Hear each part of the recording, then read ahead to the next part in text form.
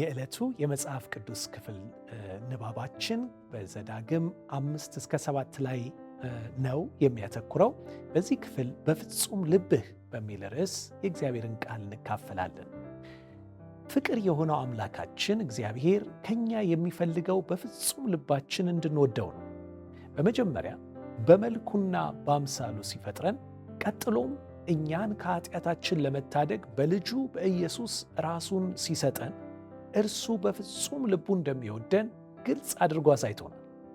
ታዲያ እንዲህ ባለ ዘላለማዊ ፍቅር የወደደን አምላክ እኛም ለዚህ ፍቅሩ የፍቅርን ምላሽ እንድንሰጥ ይጠይቀናል። ያንን ነው ከኛ የሚፈልገው። አፍቃሪ አምላክ የፍቅርን ምላሽ ለሱ እንድንሰጥ።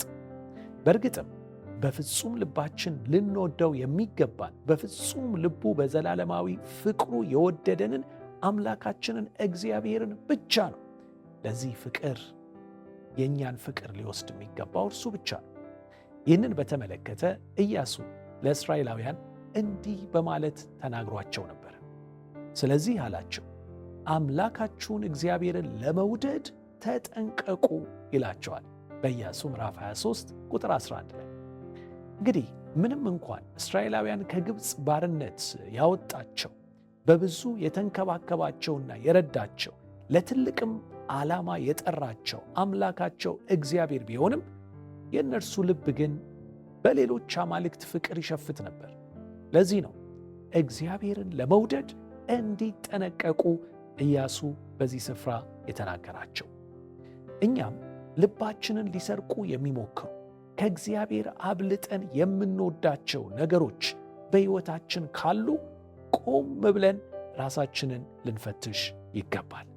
ምክንያቱም እግዚአብሔር የሚፈልገው ከሁሉም በላይ በንጹሕ ፍቅሩ እንደወደደን የፍቅርን ምላሽ እንድንሰጠው ነው። የሕይወት ምንጭ የሆነውን ልባችንን አጥብቀን መጠበቅ የምንችለው በፍጹም ልባችን እግዚአብሔርን ስንወደው ብቻ ነው። እርሱ በፍጹም ልቡ እንደወደደን እኛም ለእርሱ በፍጹም ልባችን እንድንወደው ተጠርተናል። እንግዲያውስ እንዲህ ብለን እንጸልይ። አባት ሆይ በፍጹም ልብ የወደድከን አንተን እኛም በፍጹም ልባችን እንድንወድህ በጸጋህ እርዳን። አሜን።